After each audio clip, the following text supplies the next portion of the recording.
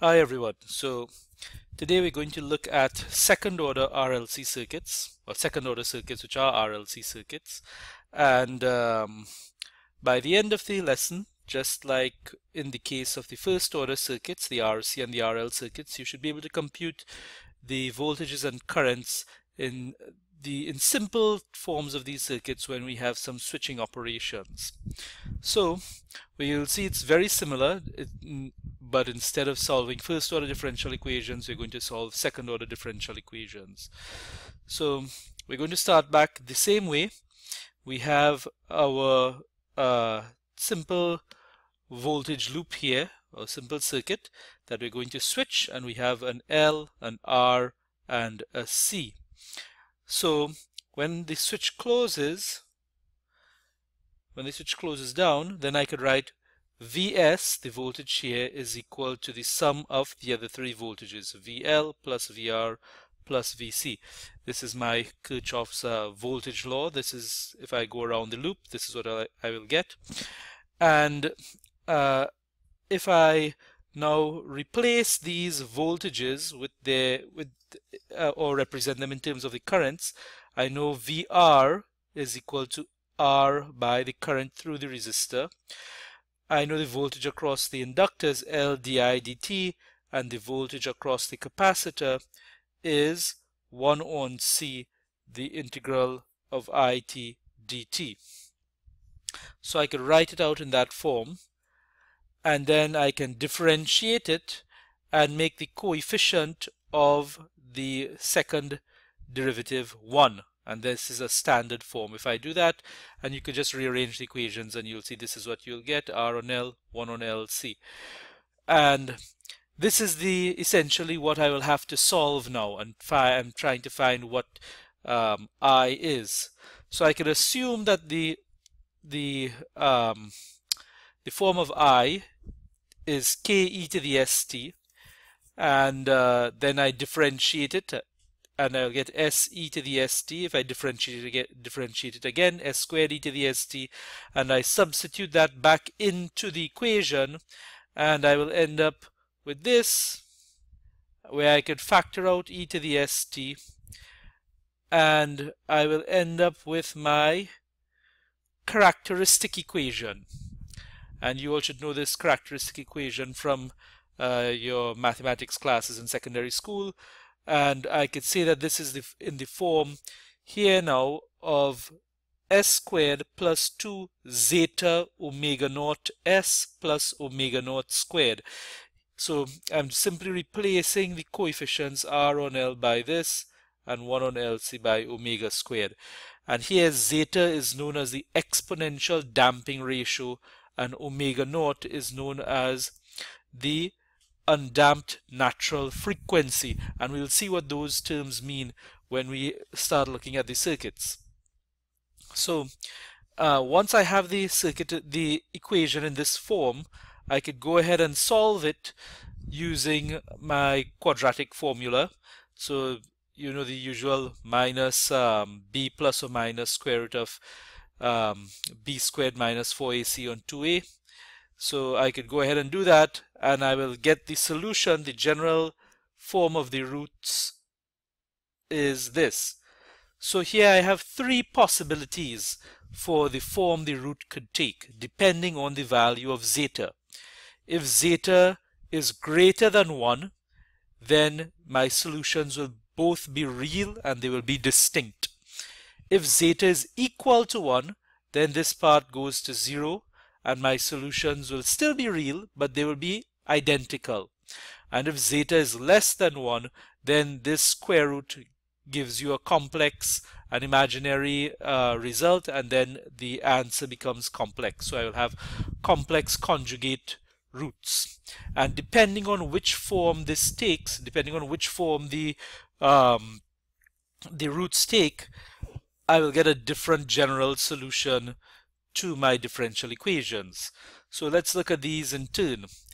If zeta is greater than 1, then the roots, as we said before, are real and distinct.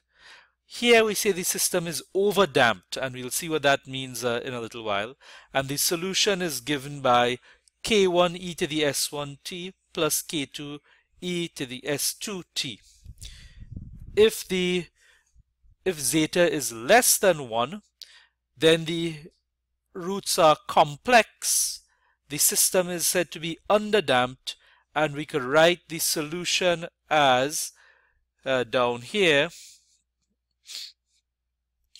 or down here. We've simply in these two replaced zeta omega naught by sigma, and we replaced omega naught multiplied by the square root of 1 minus zeta squared by omega d. So here you'll see that I have the real part on the exponent and the imaginary part in the trig functions. So it is a combination of sine and cosine. So you can imagine that this function will look, from this equation, will look like a sinusoidal wave with an exponential damping on it. So you should expect to see something looking like this, where you have a sinusoidal wave that is being exponentially damped. So if we move on now to zeta being equal to 1, the roots of the equation are real and equal. Here we say that the system is critically damped, and the equation could now be rewritten as the roots will be given by minus zeta omega naught. That is because the square root part went to 0, so we got rid of that section, and now I could write my general solution as this. So depending on which form the roots take, I have to choose the solution, and then just like in the case of the first order circuits, I'll have to go and find my constants. I'm going to have to evaluate the constants by looking at the initial conditions. So just to give you some example of how these things behave, if we have an underdamped system, as we said before, you're going to have some sinusoidal function here with some exponential damping on it. So this is the case of the underdamped system. The overdamped system and the critically damped system, they resemble each other. The only difference is that the critically damped one it happens quicker. It's a more extreme version of the overdamped system, and you'll see this diagram in your basic engineering circuit analysis in the 10th edition. So to move on to evaluating the constants, as I said before, as with the first order differential equations, what we need to do is evaluate the boundary conditions. So at any time that we know what the conditions are, we could use that to evaluate our constants. It so happens that most of the times we know what it would be when t is equal to 0. So that is what we're going to use. So we're going to take the case of real and distinct roots, and the general solution in that case is given by k1 to the current is given by k1 e to the s1t plus k2 e to the s2t. For the initial conditions, when t is equal to 0, the exponents both go to 1. So I get I0 is equal to k1 plus k2. The derivative, the first derivative, if I take di dt, it will be s1 k1 e to the s1t plus s2 k2 e to the s2t. Then if I substitute t is equal to 0, I get di0 dt is equal to s1 k1 plus s2 k2. Remember, this point I would have already solved for s1 and s2. These are the roots of the equation, so I'd already have them. These are not unknowns. So now I will have two equations and two unknowns that I could solve simultaneously to get the to evaluate the constants. So it is often easy to see what I0 is. So if we look at, say, our circuit, which was an RLC circuit, so I know that at I equals 0, when I switched down, so when I close the switch at t is equal to 0, sorry, since the current can't change instantaneously through the inductor, I know that I0 is equal to 0, or whatever is the initial current through the inductor. So it is easy to see what I0 is, but it's not so easy to see what I prime 0 is. So how do I get that? I have to look back at my KVL equation.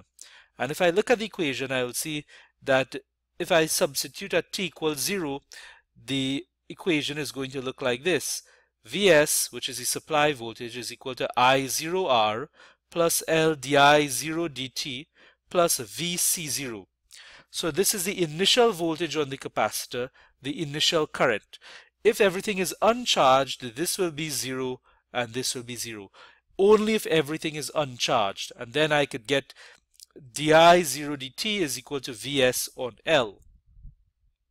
So let's look at an example now. I have a 10 volt source, 10 microfarad capacitor, 2 millihenry inductor and a 5 ohm resistor. So the first thing I do is I write my KVL equation.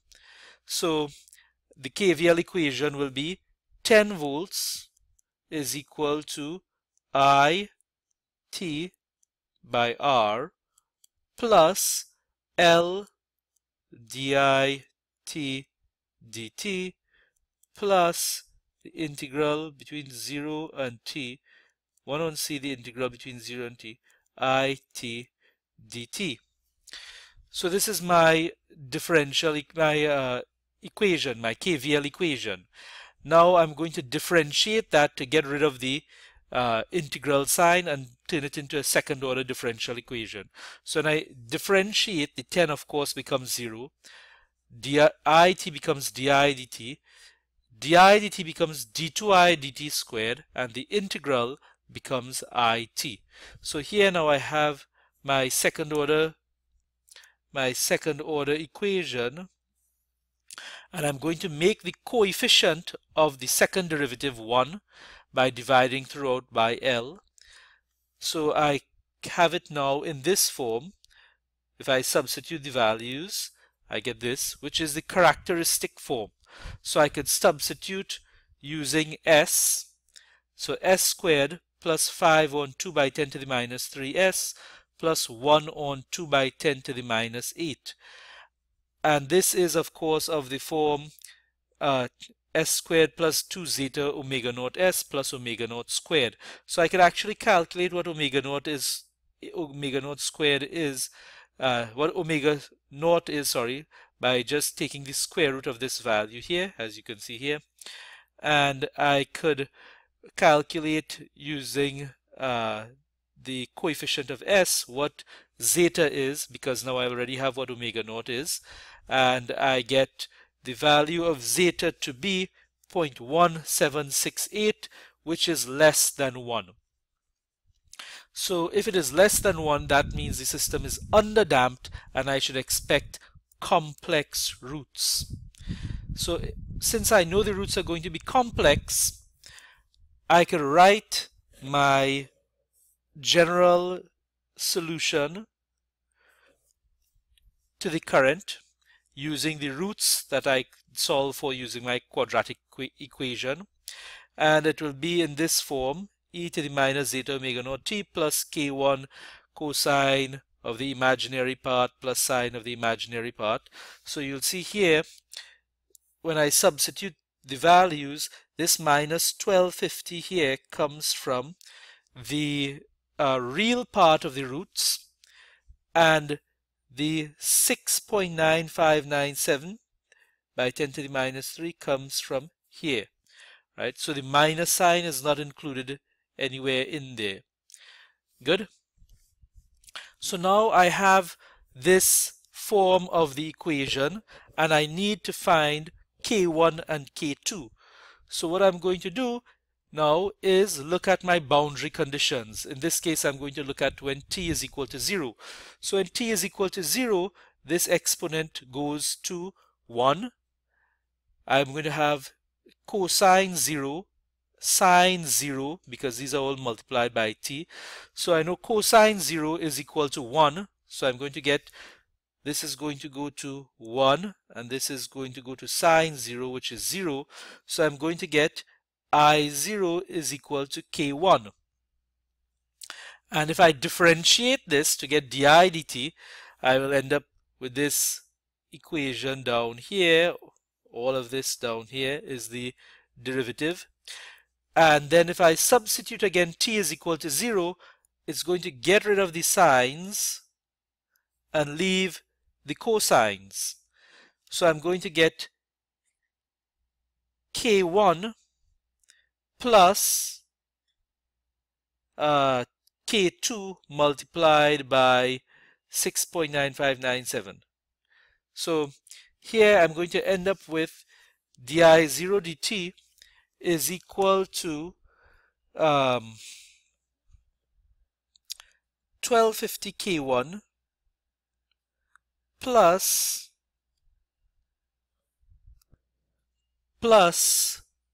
6.9597 by 10 to the 3 K2.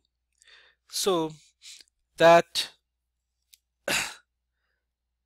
now gives me this. Right, so I have d0 dt is equal to this, and I've just approximated it here, 69597 to 6960, just to get rid of all the decimal places so it'll be easier for you to look at. And now I have my two equations, and I'm going to substitute for the values of di0 and I0.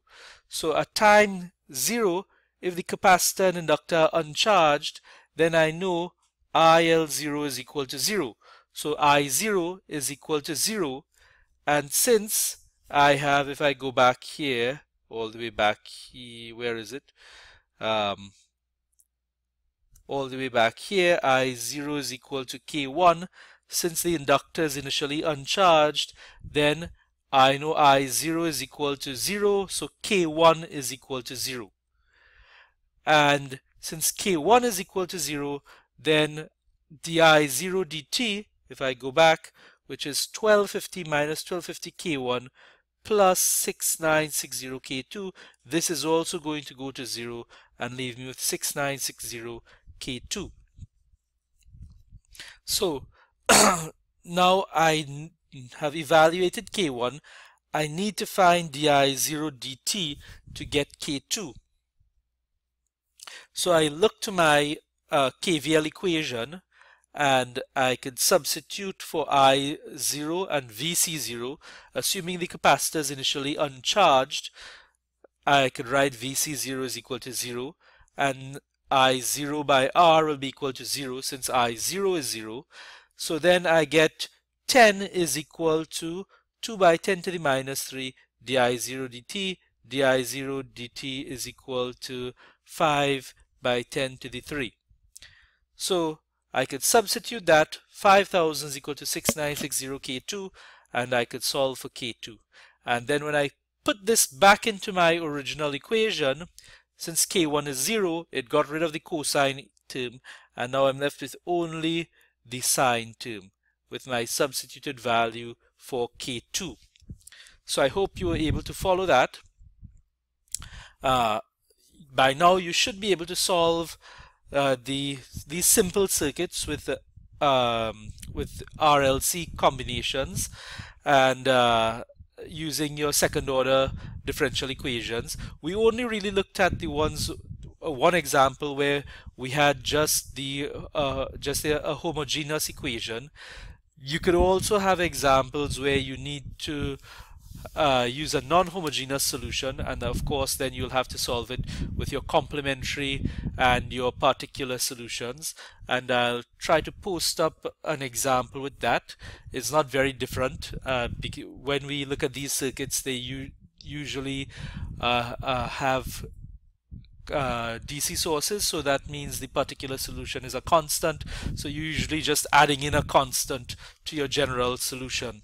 So next time we will look at the Laplace transform, where you could solve much more complicated circuits with RLC combinations in them and a lot more complicated source types and so on.